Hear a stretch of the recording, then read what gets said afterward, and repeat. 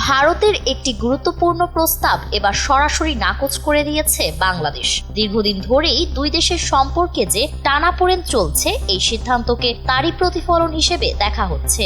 আঞ্চলিক উত্তেজনার প্রেক্ষাপটে উত্তর পূর্ব ভারতের রাজ্যগুলোতে মোবাইল ইন্টারনেট সংযোগ শক্তিশালী করতে বাংলাদেশের ভূখণ্ড ব্যবহার করে ব্যান্ডউইথ ট্রানজিট সুবিধা চেয়েছিল ভারত। তবে সেই আবেদন প্রত্যাখ্যান করেছে Bangladesh telecommunication regulatory commission BTRC.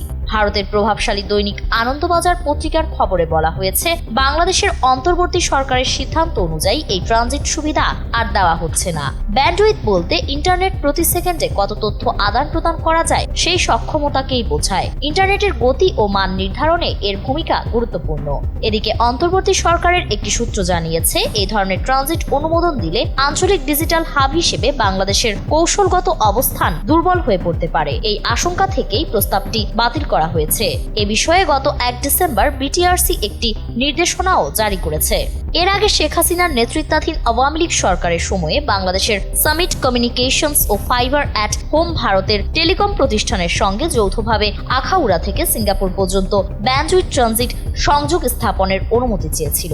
সে সময় এই প্রস্তাবটি নিয়ে প্রাথমিকভাবে ইতিবাচক অবস্থান দেখা গিয়েছিল। তবে বিটিআরসির একটি সূত্র বলছে, এই সংযোগে বাংলাদেশের বাস্তবিক লাভ খুবই সীমিত হতো, বরং সবচেয়ে বেশি সুবিধা পেত ভারত।